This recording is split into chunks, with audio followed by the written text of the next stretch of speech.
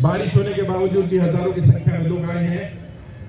ये कोई गर्व की बात नहीं है, ये शर्म की बात है कि गुजरात जैसे राज्य में इतने ज्यादा लोग कर्जे के कारण परेशान हैं। ये कोई गर्व करने का विषय नहीं है। और कई लोग कहते हैं कि साहब भीड़ आएगी, लोग आएंगे तो बहुत अच्छा रहेगा। मैं चाहता हूं एक दिन ऐसा हो इस ग्राउंड में एक भी व्यक्ति नजर ना आए, कर्जे के कारण एक भी व्यक्ति परेशान ना रहे। वो मेरी इच्छा है। मैं कोई नेता नहीं हूं, मुझे राजनीति नहीं करनी। अभी 2-3 दिन पहले कुछ घटनाएं ऐसी घटी, मैं नहीं चाहता कि उन घटनाओं का जिक्र किया जाए, क्योंकि अंत भला तो सब भला। लेकिन कुछ लोग हैं, कुछ ताकतें हैं जो नहीं चाहती हैं कि गुजरात की जनता कर्जे की दलदल से बाहर निकले। मैं नाम नहीं लूंगा, लेकिन आप समझ जाएंगे मैं किसकी बात कर रहा हूं। गुजरात की जनता है, बहुत समझदार है। सच्चाई यह है कि कुछ ताकतें चाहती हैं कि लोग मरते हो तो मरते रहें, लोग कर्जे के कारण आत्महत्या करते हो तो आत्महत्या करते रहें, लेकिन इस समस्या को वो समस्या मानने को ही तैयार नहीं। और जब गुजरात के प्रभारी बैठे हैं राजेश्वर भाई, इन्होंने बताया सूरत की एक घटना। सूरत में एक व्यापारी था, अच्छा व्यापार करता था, 2-2.5 करोड़ रुपए महीने का व्यापार था उसका, और वो कर्जे की दलदल में ऐसा फंसा कि उसका घर भी चला गया, फैक्ट्री भी चली गई, और उसने परिवार के साथ आत्महत्या कर ली। सोचिए, जब कोई व्यक्ति मरता है, और खासकर से तब मरता है जब वो कर्जे की दलदल में फंस रहा होता है, उस पर क्या बीत रही होगी।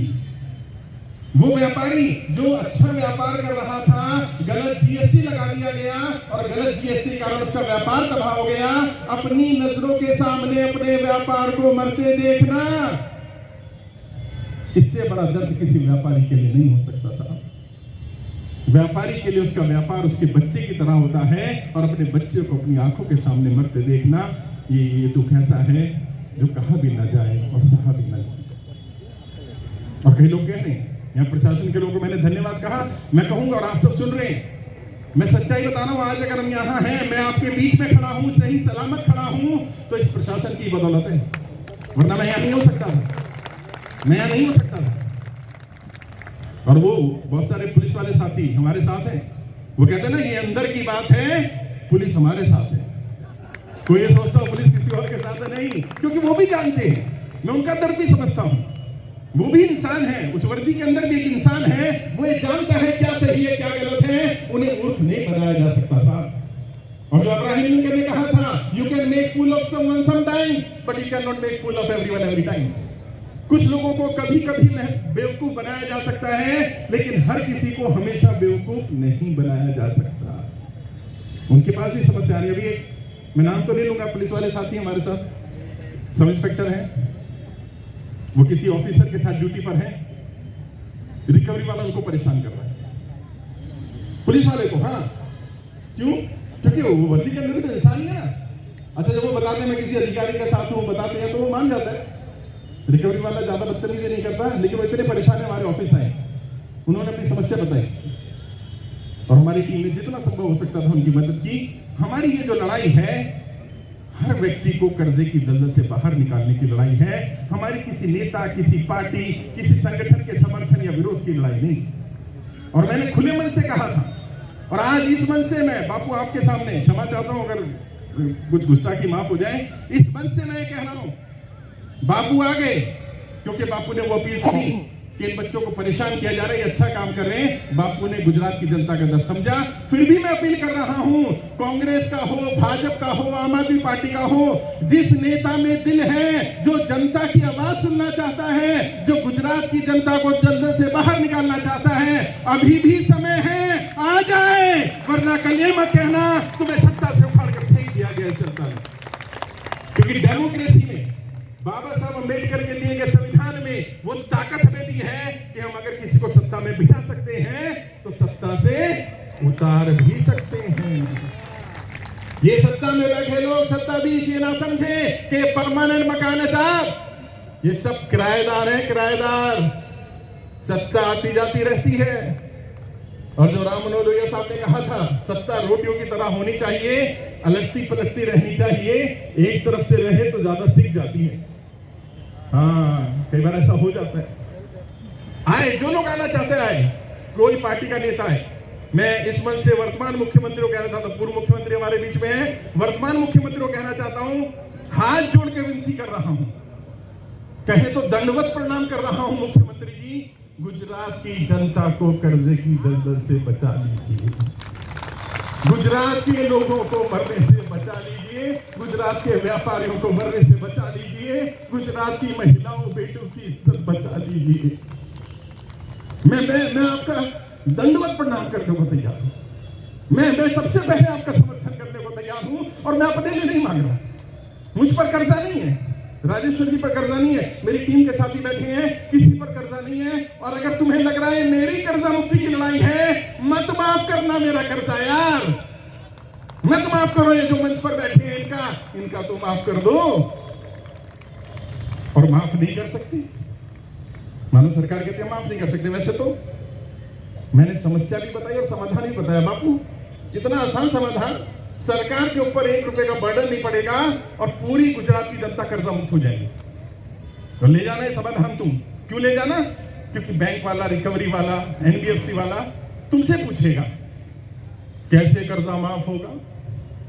सबका कर्जा माफ हुआ तो भारत की अर्थव्यवस्था बिगड़ जाएगी। मुझ पर आरोप लगाया गया कि आप तो पूरा बैंकिंग सिस्टम को कोलैप्स कर देना चाहते हो, पूरी अर्थव्यवस्था को बर्बाद कर देना चाहते हो। मैंने समस्या भी बताई और समाधान भी बताया। मैं वो व्यक्ति नहीं हूं को जो समस्या बताए और भाग जाए ना, मैं समाधान भी दे रहा हूं, आज भी इस मंच से दे रहा हूं। अगर गुजरात के मुख्यमंत्री चाहें तो तुरंत गुजरात की जनता कर्जा मुक्त हो सकती है।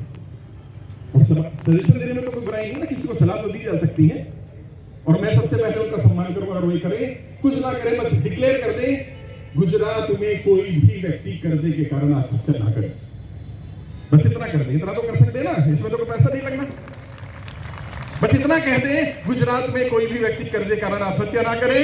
और एक कोष बनाया जाए जिसका नाम कर्जा मुक्ति कोष रखा जाए। जैसे प्रधानमंत्री पीएम केयर फंड होता है, प्रधानमंत्री आपदा रिलीफ फंड होता है, मुख्यमंत्री आपदा रिलीफ फंड होता है, ऐसे कोष बना दिया जाए, कर्जा मुक्ति कोष। मुख्यमंत्री के नाम से बना दो, प्रधानमंत्री के नाम से बना दो, वित्त मंत्री के नाम से बना दो, और उसमें सरकार को पैसा नहीं डालना। जो कर्जे के कारण परेशान हैं उन सबको बोलो हजार रुपया उसमें डालो, और जो पैसा आएगा वो तुम्हारी कर्जा माफी के लिए इस्तेमाल हो जाएगा। मैं आप सबसे पूछना चाहता हूं, पूरा सदन हाथ उठा के बताएं, अगर हजार रुपए डालना हो कर्जा मुक्ति फंड में डाल दोगे? ऐसे नहीं, दोनों हाथ उठा के डाल दोगे? सुन ले सरकार, 1 रुपए का बर्डन नहीं पड़ेगा भारत सरकार पर। चाहे प्रधानमंत्री जी चाहे तो एक कोष बना सकते हैं, प्रधानमंत्री कर्जा मुक्ति कोष, और देश की जनता को बोले जो कर्जे में परेशान है हजार रुपया महीना डालो, जो पैसा आएगा वो तुम्हारी कर्जा मुक्ति के लिए इस्तेमाल होगा। अब होगा कैसे? गुजरात में हमारा आंकड़ा है मोटे तौर पर 1 करोड़ लोग कर्जे के कारण परेशान हैं। अब सोचो 1 करोड़ लोगों का डाटा मैं तो इकट्ठा नहीं कर सकता, मेरे साथ तो 1.5 लाख लोग ही जुड़े, जिसमें से 10-15 हजार लोग यहाँ आ गए, बाकी लोग बारिश अलग अलग कारणों से नहीं आ पाए। कोई बात नहीं, हमने बुलाए इतने थे। अगर 1 करोड़ लोग हजार रुपए महीना डालेंगे तो उस कोष में इकट्ठा होगा 1000 करोड़ रुपया। और बापू ने मुझसे पूछा था कि गुजरात के सभी लोगों को अगर कर्जा मुक्त करना हो तो कितना पैसा चाहिए? मैंने कहा था लगभग 1 लाख करोड़ रुपया चाहिए। तो कैलकुलेशन देखो, 1000 रुपए 1 करोड़ लोग डालेंगे महीने का, हर महीने आया 1000 करोड़। सरकार 5 साल के लिए होती है, यानी 60 महीने में सरकार के पास आया 60,000 करोड़, यानी 60 महीने में 60% गुजरात की जनता पूरी तरह कर्जा मुक्त हो जाएगी। अगले 40 महीने में बाकी सारे हो जाएंगे, यानी केवल 10 साल के अंदर ही गुजरात का एक व्यापारी, एक नौकरी करने वाला पूरी तरह कर्जा मुक्त हो सकता है, और सरकार को 1 रुपए का बर्डन नहीं पड़ेगा। समस्या और समाधान दोनों दे रहा। दूसरा, बैंकों के पास, एनबीएफसी कंपनियों के पास, इंश्योरेंस कंपनियों के पास अनक्लेम अमाउंट पड़ा होता है। ये अनक्लेम अमाउंट क्या होता है? मान लो आपके 2 बैंक अकाउंट है, आप एक यूज करो, दूसरा यूज ही नहीं कर रहे, तो दूसरे अकाउंट का पैसा वो अनक्लेम्ड हो जाता है, क्योंकि 10 साल तक अगर आप कोई अकाउंट यूज ना करो वो अनक्लेम्ड है। बहुत सारे लोगों ने इंश्योरेंस कराया लेकिन इंश्योरेंस का क्लेम नहीं लिया, बंदा एक्सपायर कर गया, घर वालों को पता ही नहीं इंश्योरेंस है उसका, या पॉलिसी लैप्स हो गई। ये सारा अमाउंट अनक्लेम्ड होता है। वित्त मंत्री ने ही सदन में कहा है लगभग 2.5 लाख करोड़ रुपया अनक्लेम अमाउंट सरकार के पास पड़ा हुआ है। वो किसका है? जनता का पैसा है। जनता का पैसा ही जनता की कर्जा मुक्ति में लगा दो, सरकार के ऊपर फिर से बर्डन नहीं पड़ेगा और फिर से जनता कर्जा मुक्त हो जाएगी। लेकिन समस्या क्या है? करना नहीं आता या करना नहीं चाहता। मुझे लगता है कुछ लोग सरकार में ऐसे बैठे हैं जो जानबूझकर सरकार को गिराना चाहते हैं, सरकार के खिलाफ नीतियां बनाना चाहते हैं और वो सरकार को अच्छे काम नहीं करने देना चाहते। देश को एक ऐसा वित्त मंत्री चाहिए, केंद्रीय स्तर पर भी, राज्य स्तर पर भी ऐसा वित्त मंत्री, मुख्यमंत्री हो जो ये निर्णय ले और हम सारा क्रेडिट उनको देंगे। और जितने लोग भी बैठे हो, जो नेता तुम्हारी कर्जा मुक्ति की आवाज उठाएगा उसका साथ दोगे कि नहीं दोगे? ऐसे नहीं, हाथ उठा के साथ दोगे कि नहीं दोगे?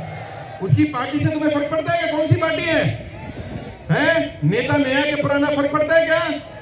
जो जनता की कर्जा मुक्ति की आवाज उठाएगा हम उसका साथ देंगे और जो जनता की कर्जा मुक्ति की आवाज नहीं उठाएगा हम उसका साथ नहीं देंगे। ये सभी नेता सुन ले भाई, कल मत कहना मुझे किसी ने कहा कि ये तो राजनीतिक काम है। क्यों? क्योंकि मैं एक पॉलिटिकल ट्रेनर हूं, मैं नेताओं को ट्रेनिंग देने का काम करता हूं, तो ये तो राजनीति है। पहली बात तो मैंने किसी राजनीतिक पार्टी या संगठन से ना तो रजिस्ट्रेशन किया, ना जुड़ाव किया, ना मैंने किसी रजिस्ट्रेशन किसी पार्टी के साथ चुनाव लड़ने का तय किया और ना मुझे चुनाव लड़ना। लेकिन फिर भी कुछ लोग कहते हैं राजनीति है, बापू है, पॉलिटिशियन है तो राजनीति तो होगी, और भी कोई नेता आएगा तो राजनीति हो जाएगी। मान लिया मैंने तुम्हारी बात सही है, अगर मानो मैं राजनीति ही कर रहा हूं तो मैं धर्म की राजनीति तो नहीं कर रहा, मैं जाति की राजनीति तो नहीं कर रहा, मैं बांटने की राजनीति तो नहीं कर रहा, मैं तो जनता की कर्जा मुक्ति की राजनीति कर रहा हूं। और अगर ये राजनीति करना अपराध है तो मैं इस अपराध के लिए फांसी चढ़ने को तैयार। और ये बात वही बोल सकता है जो जिस पर कोई दाग नहीं है। मैंने दिल्ली के रामलीला मैदान में कार्यक्रम किया था, लाखों की संख्या में लोग आए थे। 8 अगस्त 2023 मेरा जन्मदिन था, भूख हड़ताल पर था। आपको पता है कि नहीं पता, आज सुबह से मैंने पानी की बूंद नहीं पी है, सिर्फ आप लोगों के लिए मैं भूखा प्यासा बैठा हूं। और मैंने अपनी टीम को भी कहा है, मेरी टीम के साथ में भी पानी नहीं पिया। ऐसा नहीं, हम पी नहीं सकते। ये मेरे दिल की आवाज है, ये मेरी भावना है। अब दिल खोल के तो नहीं दिखा सकता ना भाई, मैं हनुमान जी तो नहीं हूं कि दिल चीर के दिखा दूं कि अंदर राम बसे हैं। मैं तो सिर्फ बता ही सकता हूं कि मेरे लिए कोई पार्टी, कोई नेता, कोई बुरा नहीं, कोई अच्छा नहीं, किसी से दोस्ती नहीं, किसी से दुश्मनी नहीं, जो जनता के साथ मैं उसके साथ। इससे ज्यादा ट्रांसपेरेंट बात नहीं हो सकती साहब। और जिन लोगों ने भी मेरे साथियों ने बात कही, हम सबकी एक ही कोशिश है, कर्जे के कारण कोई व्यक्ति आत्महत्या ना करे बस। और मैं आपसे भी कहना चाहता हूं, यहां देखो हजारों की संख्या में लोग बैठे हैं, आप सब लोग तय कर लो, क्या मैं अपने मोहल्ले में, अपने पड़ोस में किसी को भी कर्जे के कारण मरने नहीं दूंगा। कर सकते हो इतना? ऐसे नहीं हाथ उठा के, कर सकते हो बस। क्यों? क्योंकि चाहे तुम इस्लाम धर्म को मानते हो, हिंदू धर्म को मानते हो, क्रिश्चियनिटी को मानते हो, जैन धर्म को, बौद्ध को, किसी धर्म को नहीं मानते, हिंदू धर्म को मानो, जिसको भी मानो, इंसान के जीवन को बचाने से ज्यादा पुण्य का काम कोई नहीं होता साहब। और मैं और मेरी टीम, हमें गर्व है इस बात का, 2 लाख से ज्यादा लोगों को आत्महत्या करने से रोका है मैंने। आप बताइए, इस अपराध के लिए मुझे फांसी होनी चाहिए, क्या मुझे इनाम दिया जाना चाहिए? लेकिन मुझे नुकसान पहुंचाने की कोशिश की जाती है अलग अलग तरीके से। लेकिन मैं आज इस बात से कहना चाहता हूं, मैं अपने बच्चों को कुछ बोल कर आया था घर कि मैं जा रहा हूं, हो सकता है मैं वापस ना आ पाऊं, क्योंकि मुझे खतरे का अंदाजा है। वो शेर है ना कि मुझे खतरे का अंदाजा है लेकिन मेरे घर में दरवाजा नहीं है, तुम्हारे घर में दरवाजा है लेकिन तुम्हें खतरे का अंदाजा नहीं। मुझे अंदाजा है खतरा कितना बड़ा है, मुझे मालूम है कि ये हो सकता है, ये मेरा आखिरी भाषण, ये भी हो सकता है।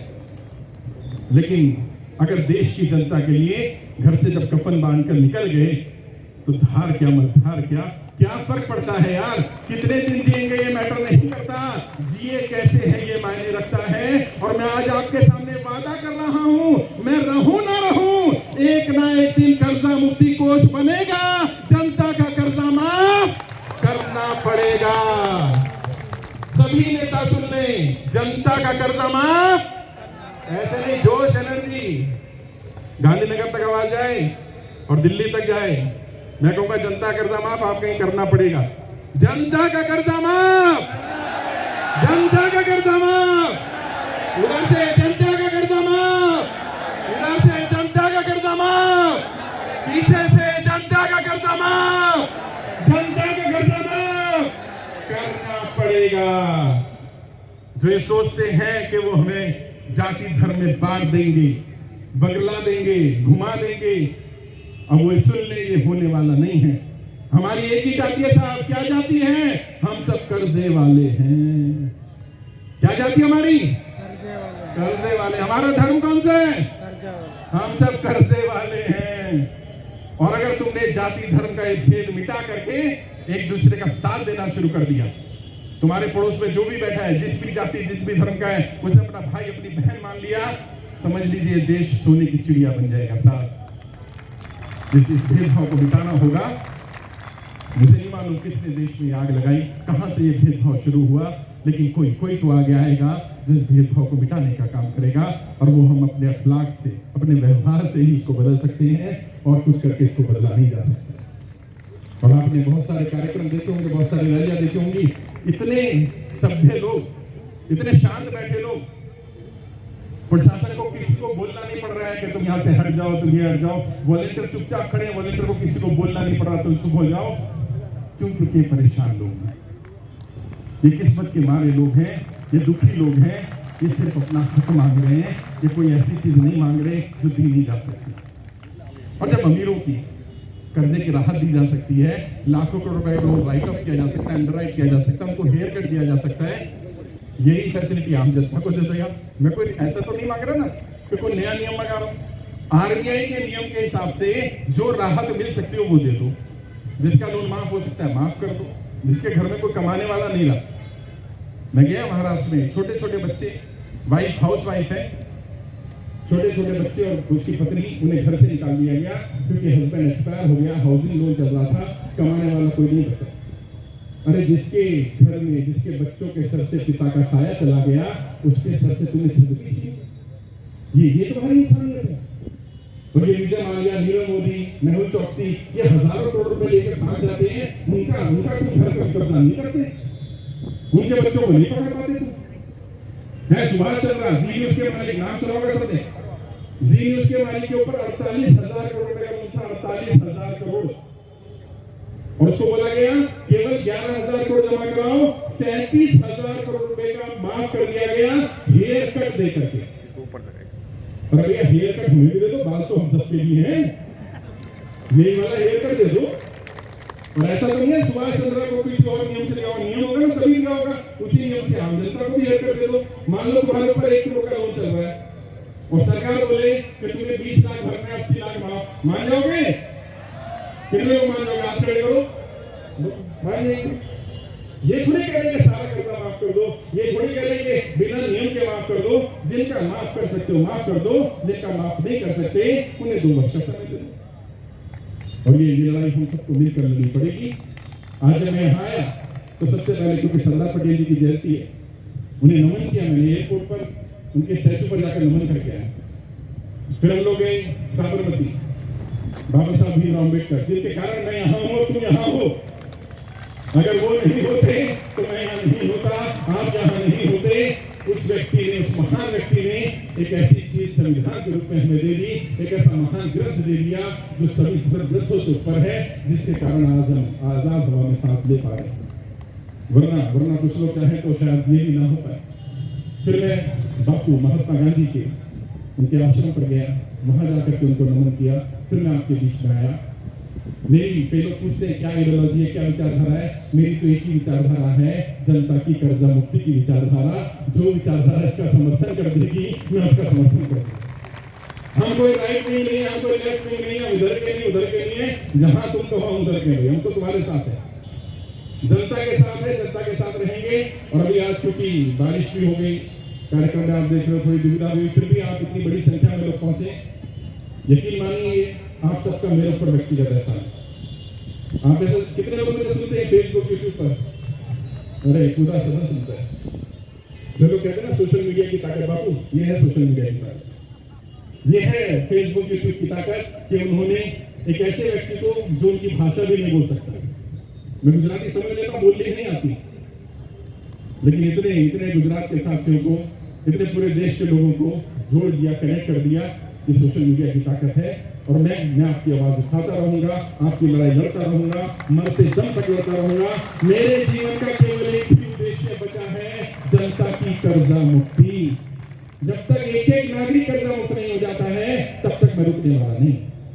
लेकिन मैं ये भी बता देना चाहता हूं, कई लोग कहते साहब कितना समय लगेगा, मैं मुझे नहीं पता कितना समय लगेगा, मैं तो तुम्हारी आवाज उठा सकता हूं। और अब बापू आ गए, बापू ने बोल दिया कल कि भैया अगर किसी ने गलत रिकवरी करी, किसी ने आरबीआई के नियमों को फॉलो नहीं किया, तो उसका वो हश्र करेंगे, दोबारा जीवन में रिकवरी करने लायक नहीं रहेगा। कहां से रिकवरी करेंगे तो हम कहा जाएगा। और अब क्योंकि बापू हम सबके साथ है, तो आप सब भी बोल सकते हो भाई बापू से बात कर जा करके। और कर्जा मुक्ति के प्रमाण पत्र भी हम कोशिश करें गुजरात वालों को जो मिले उसमें बापू का साइन हो जाए, बापू के हाथ से मिल जाए तो और ताकत बढ़ जाएगी, ताकि कोई बैंक वाला, कोई रिजर्व वाला आपको परेशान नहीं कर पाएगा। तैयार है? बापू का साथ देने के तैयार है? ऐसे नहीं सोगा, तैयार है? हाँ बापू तुम संघर्ष करो, बापू तुम संघर्ष करो। बापू अब आपकी जिम्मेदारी है, ये मंच आपके सुपुर्द है। 4 लाइनें कह रहा हूं बापू के लिए भी, वो जो सत्ता में बैठे उनके लिए भी, जो देश के लिए मुझे सबसे ज्यादा पसंद है, वो कहकर अपनी बात खत्म करूंगा। पता नहीं देश में किसने ये आग लगाई, मुझे ये तो नहीं पता, लेकिन जो आग लगा दी गई है, जो धर्म जाति का जहर घोल दिया गया है, यकीन मानिए इसको ठीक होने में बहुत समय लगने वाला है। जो काम 10 साल में देश को पीछे ले जाने का किया गया, बांटने का किया गया, उस खाई को हमें भरना भी है। हमें दिलों को जोड़ना है, केवल हाथ नहीं मिलाने, दिल मिलाने हैं, एक दूसरे की मदद करनी है। और मैं कभी जाति धर्म का भेदभाव नहीं करता। आपने देखा भी होगा, मेरे लिए कोई जाति महत्वपूर्ण नहीं, कोई धर्म महत्वपूर्ण नहीं, मेरे लिए इंसानियत सबसे बड़ा धर्म है। तो 4 लाइनें जो मैं अक्सर अपने देश के बारे में बोलता हूँ, जो मुझे पसंद है। बैसाखियों पर चलकर भी महान क्यों है, बैसाखियों पर चलकर भी महान क्यों है, और जो हमको बांटता है वो हुक्मरान क्यों। हुक्मरान मतलब सत्ताधीश, जो सत्ता में बैठे लोग हैं, जो बांटने का काम करें, ऐसे के बारे में, जो बांटने का काम नहीं करते उनके लिए नहीं। बैसाखियों पर चलकर भी महान क्यों है, जो हमको बांटता है वो हुक्मरान क्यों है। और अमेरिका, चीन, पाकिस्तान सब इसी सोच में पड़े हैं, सारे जहां से अच्छा हिंदुस्तान क्यों है, सारे जहां से अच्छा हिंदुस्तान क्यों है। जय हिंद, जय भारत। एक बार जोरदार नारा लगाएंगे, भारत